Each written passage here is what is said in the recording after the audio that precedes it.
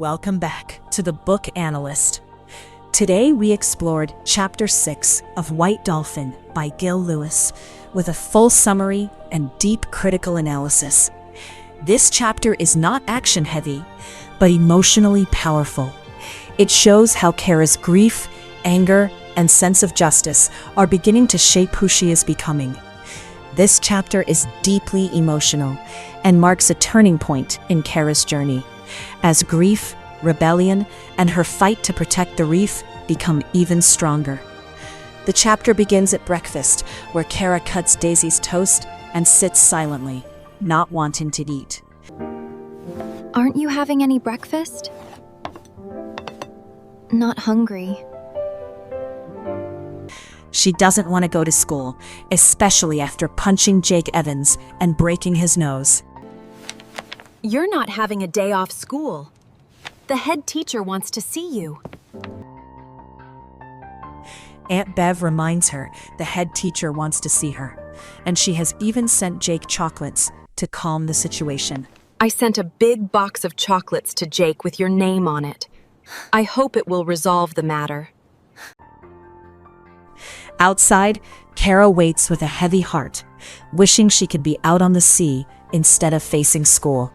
She wishes she could go back to primary school when life felt safe, when her mom was still there. Daisy finally comes running out.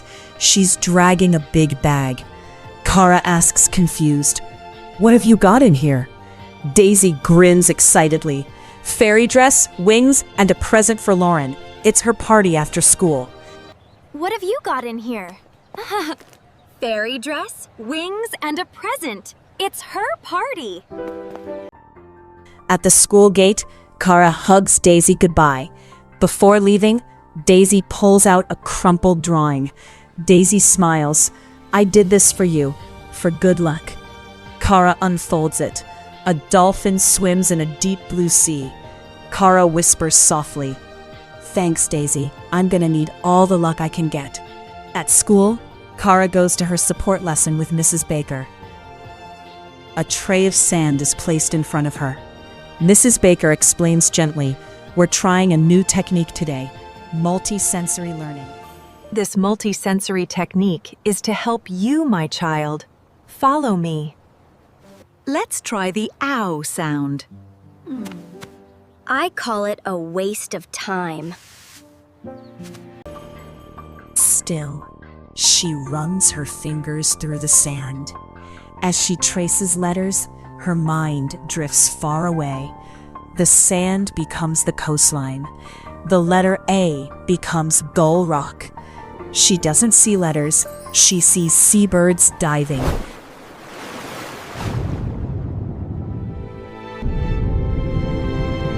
Seals resting.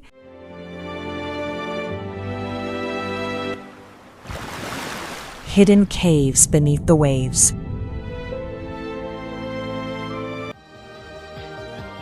Her imagination transforms learning into a living world. Suddenly, the moment breaks. Mrs. Carter, the head teacher, enters the room. She sits beside Kara. Kara, I think we need to talk. Mrs. Baker quietly leaves the room. Silence fills the air. Mrs. Carter continues softly, "I hear you've been making improvements with your writing." Kara stays quiet. They both know this isn't why she's here. You know what you did to Jake Evans's. How do you feel about that? His dad is going to destroy the reef. Rip it up!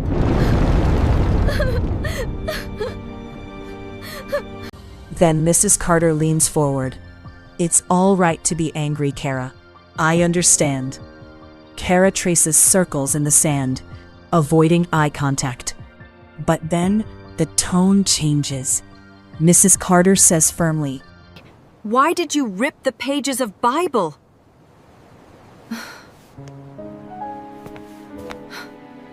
Kara pauses.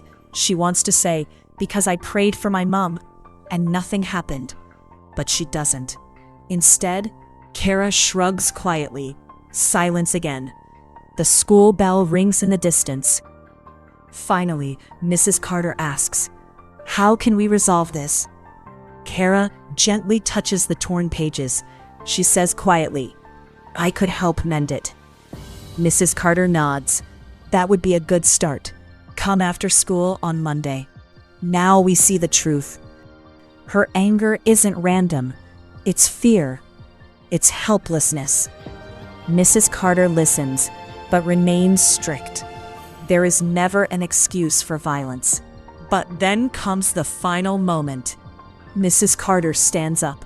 She adds firmly, I'll have to speak to your father, and you will apologize to Jake. Kara looks down at her hands. Sand slips through her fingers. Inside, she makes a decision. I'll help fix the Bible, but I will never say sorry to Jake Evans. I would rather die. And the chapter ends. Let's turn towards the critical analysis, grief behind anger. Kara's violence is not simple misbehavior. It is grief for her missing mother and fear of losing the reef. Anger becomes her way of expressing pain. Dyslexia as creativity. Kara struggles in school, but her imagination is powerful. She doesn't see letters. She sees landscapes and life. Gill wants to convey an important message here. Different thinking is not weakness, it is strength. Dyslexia is not an abnormality or weakness. It's the strength to look at world differently. The reef as identity. The reef is not just nature. It represents her memories, her connection to her mom, her sense of purpose. Protecting it feels like protecting herself. Broken faith, the Bible. The torn Bible symbolizes Kara's inner conflict. She prayed but received no answer, so her faith is damaged. Repairing the Bible symbolizes beginning of emotional healing, defiance, and transformation. The ending is powerful. Kara refuses to apologize. This shows moral courage, stubbornness, emotional conflict. This is the moment Kara begins to change from victim to fighter. Conclusion. Chapter 6 is a quiet but powerful turning point. Kara is no longer just grieving. She is beginning to resist, question, and stand up for what she believes in. Her journey is becoming not just emotional, but meaningful. If you enjoyed this, don't forget to like, subscribe, and support the Book Analyst for more deep chapter breakdowns.